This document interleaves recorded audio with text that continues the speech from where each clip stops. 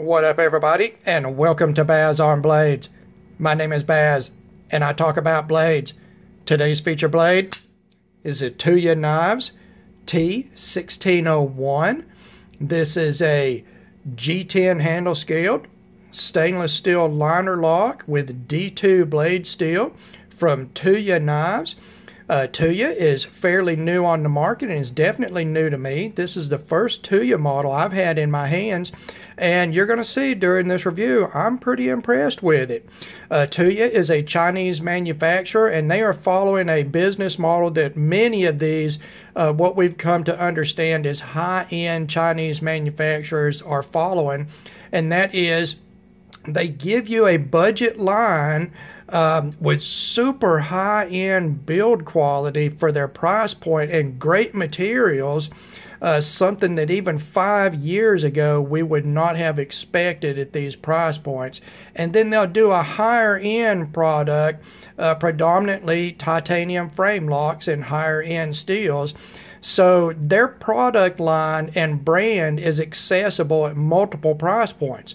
And speaking of price points, you can get this knife right here for $45 or less in multiple colors of G10. This is the tan. There's red, there's black, there's orange, there's green. There's just all kinds of colors of G10 on this thing. They are available on both Amazon by just looking for Tuya Knives and finding the T1601 model. And then there is an American-based distribution for these. There's a couple. It is Dave and Rebecca Warren, and they are in Kentucky, in my neck of the woods. And they are the American sales and service reps for Tuya Knives and seem like some really nice people. I've had some limited interaction with them, talking to them a little bit. They seem very nice and very approachable to me. I wish them the best of luck with this product. And I think they are going to have good luck with it because it is a very good product. Now, I will put their website in the description section of the video. As far as Amazon goes, I don't make any money off of Amazon links, so I'm not putting an Amazon link. If you feel like you need to get it from Amazon, just go over there and search for Tuya Knives and then find the T1601 D2 model. All right. Now, this is a part of the video where I talk about packaging, but this is a loaner knife that was sent to me, and the packaging did not come with it. But I want to say thank you right now to Brian. Brian is a viewer and a sub on the channel here, and he sent me some knives for review. Thank you very much, Brian. Not only have I enjoyed handling some knives that I don't have in my collection, it does give me content for the channel, and it does benefit the rest of the viewers. So instead of packaging, we're just going to go straight into specs. And what we've got here is, as I say, it's a G10 handle scaled stainless liner lock. You've got D2 for your blade steel. It is a full-size knife. Let's go ahead and knock those numbers out. For your blade length, you're about 3.5 inches or 9 centimeters. Blade stock thickness was 145 thousandths of an inch or 3.6 millimeters. Your blade width at the widest, 1.09 inches or 27.9 millimeters. Handle length, right at 5 inches or 12.5 centimeters. Handle thickness, I got about 580 thousandths of an inch or 14.75 millimeters. Your handle width at the widest point at the pivot is 1.11 inches or 28.3 millimeters. The closed width at the widest point, again at the pivot, including the flipper tab, was 1.38 inches or 35.1 millimeters. Overall length, 8.5 inches or 21.5 centimeters. Stop pin diameter, 134 thousandths of an inch or 3.4 millimeters. Behind the edge thickness, a pretty decent 25 thousandths of an inch or 0.64 millimeters.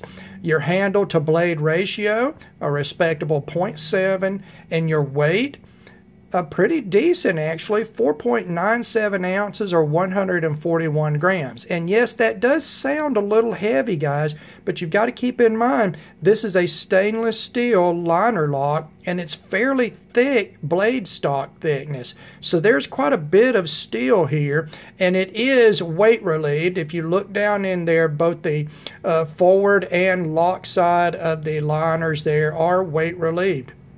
So let's go into materials. What we've got in our blade steel is D2 tool steel. D2 is a proven semi-stainless tool steel. And by semi-stainless, what I mean is it just barely misses having enough chromium in it to qualify as stainless. So D2 is actually fairly stain resistant. It will patina, it will get dark, and it will rust if you don't take care of it, but it's not like a straight up carbon steel that will rust if you look at it. Just a minimum amount of care with D2 and you won't have any issues. D2 tool steel, like I say, is a proven blade steel. This steel has been around. It is a World War II era tool steel. It's very high carbon, fairly high chromium content. It is a vanadium alloyed tool steel, so it does have a lot of very hard carbides in it that are within the matrix of the steel, so it's a good toothy cutter. What you get out of it is a very good edge retention or wear resistance, good toughness, and decent corrosion resistance. It's not the newest, fanciest alloyed tool steel, but it is proven. I like D2. It will take a crazy sharp edge. It loses that razor edge moderately quickly, but then it takes on a toothy working edge where you've got all those carbides suspended along the apex of your edge, and it holds a working edge for a long time. It's a great working steel. All right, as far as your handle goes, again, you've got these intricately milled, aesthetically pleasing, radially machined, you can see here, G10 scales over stainless liners. The liners are polished. The G10 for the most part is in a very fine as machined finish. So here in the flats on it, you can see almost the wood grain type of effect that G10 takes when you finish through the layers of fiberglass that are in it, and then these fine mill lines of the lower machine sections here. It's very attractive and very well done. You've got stainless small parts, and they are in a sort of a bright as machine finish. On the back here, you've got a polished stainless steel deep carry pocket clip that is a 2-screw mount pocket clip. And you've got a G10 backspacer here in a matching color to your handle scales, at least in the tan model. And I would assume in the other colored G10 models that backspacer would match also. All right, fit and finish. We'll go back up here to the blade. Yeah, it's pretty doggone good, guys. Pretty doggone good. This knife has been resharpened by the owner, so I'm not going to talk a lot about the edge on it, other than to say it does have a proper sharpening choil. As you can see, you can sharpen this knife back all the way to the termination of the edge, and there is just, I mean, just the barest hint of some edge flare here at the termination. Very good job for the most part on that sharpening choil. Your primary grinds, they are a vertical satin grind. They are even side to side. Very well done there. You do have this radically long swedge on the back of this clip point design. And man, that's a good looking clip point, guys. It's aggressive looking without being, you know, just such an aggressive blade design that it doesn't have any utilitarian value to it. It's a very utilitarian. It's very pointy. You can see it pierces readily with a minimum of pressure. And then you've got this large swedge, so you're going to have a thin spine section here. It's going to be a great piercer. This primary grind is high, flat grind, so it gives you a nice thin edge. And it's a very attractive, very well ground blade, guys. This particular model is in the combination satin and black finish. And look at this black finish. It is like a black wash.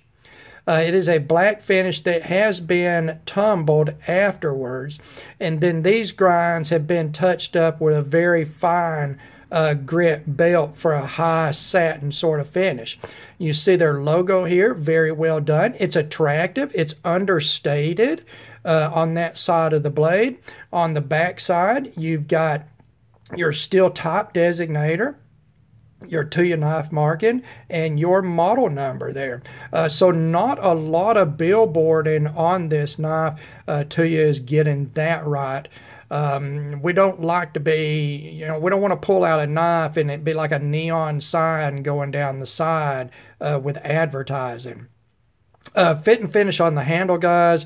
Like I said before, the machining on the G10, I can find no fault in it. The finish on all the small hardware is even and well done. The hardware seems to be of good quality. The polish finish on the liners, well done and attractive. An even, well done polish finish on this deep carry pocket clip. And the fit between the scales, the liners, the back spacer, there's no gapping, there's not really any thumb catch, nothing hanging over, nothing like that, guys. You can see here that the interior of this lockside G10 scale is relieved for the lock bar, so it is easy to work with. That combined with a good lock bar cutout, relief cutout here, makes it easy to get to. No issues there. Let's see, one more thing. We've got a short length of jimping here on the spine of the blade. It is fairly wide spaced and flat topped. It's not super effective, guys. I would like to see the jimping slightly more aggressive. Once it's flat top like this, it is very sensitive to how the edges are relieved. Just the slightest bit too much relief on the edges, and it just becomes ineffective. So I'd like to see that just a little more aggressive. But fit and finish wise, guys, no issues there at all. Anywhere on this knife, this is what we are quickly coming to expect from these high quality Chinese import knives. And I got to tell you what, there's a lot of American companies right now that are being left in the dust at this price point.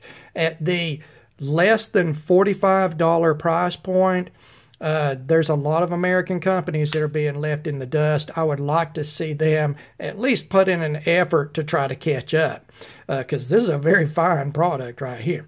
Let's go on to action. As you see, the flipper action is very good. This knife does run on bronze caged ceramic bearings for your pivot. It does have a ceramic detent, and the action is very smooth.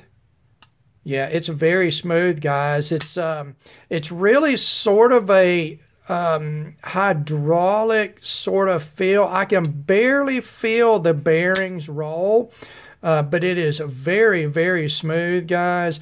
The detent is spot on. It is perfect. It is stiff enough to hold plenty of energy for an explosive breakaway and flipping action, but it is not so stout that if you sit around and play with it, your finger is going to get sore from pushing on the flipper against the detent. It is just perfect. The lockup, very solid, guys. The centering, very good. I can, as far as action goes, and lock up and all of that, no issues at all. none, guys. It is just as good as anything else that is out there, and better than a lot of things that are out there, even at twice the price point. So action, winner. All right, Tuya is doing it right. Now, on to ergos and utility. Now, I've already said some about this clip point blade. I love this clip point blade. I love this profile. I love this aggressive long swedge on the top. I love this high flat grind. Gives you a nice thin edge. You've got this nice piercy point. To me, this clip point is a little more martial looking than it is utilitarian. And I'm just saying looking. It looks aggressive because of that big long aggressive swedge combined with this long clip here. It is a very, very nice looking clip point, and it brings all the benefits of a good clip point profile to the table. Good section of flat edge here, a nice big section of soft belly here to work with, and your piercy point. That is just everything that a modern clip point wants to be and should be. So as far as utilitarian use, another big win there for Tuya. I'm going to go on to the ergos on the handle, and we're going to start getting into a couple of issues. The only negatives I will say about this, and I want to preface this by saying, these may or may not be negatives in your particular hands. This is in my hands. And it's not big things, guys. It's not at all. You know, as far as the overall ergonomics of the handle, you got a nice full-size handle. It works in multiple grips, guys. No issue there. Even in a draw grip, you know, it's not too awful bad, although you've got this sort of forward choil here, sharpening choil, forward choil, so you are a little removed from the cutting edge for a draw cut. But as far as forward and reverse grips, it's very good, guys. This is where we're going to come into the slight negatives. This knife has a fairly substantial lock bar access relief on the show side scale, and that leaves the lock bar exposed and the backside scale and liner standing proud of the front. And the reason that manufacturers do that is to give you good access to that lock bar, to make it easy to lock or unlock. It's just for user ease. But a downside to that is when you grip across this section, you've got one low side and you've got one high side. And this design just happens to be the handle, the scale here is machined thin in the same spot that you have the high point here versus the low point. And what that does in my grip, in a forward grip, is it causes that high spot to dig right in to this joint of my finger. Okay, and that is a pretty thin spot right there. You know, it's to me, it is the only uncomfortable spot on this handle, and I can really feel that. In your hands, it could be no issue at all, or you could feel it too. It's just something you're going to have to put hands on. You need to be aware of. My viewers need to know about it. I don't think that it's a reason to not buy this knife, to give it a try. I just want you to be aware of it. All right. So ergonomics, overall a win, except for that one spot for me. And there's not a lot they could do about that except to match this recess side to side. Maybe make this side, the access recess, slightly less deep to even those sides out. It would take a radical change in this machining pattern to change the thickness here. I don't see them doing that. And there's not a lot there to really relieve. It's not like it's sharp or anything. It's just, it's thin there. And it's all part of the way it looks, the milling pattern on it.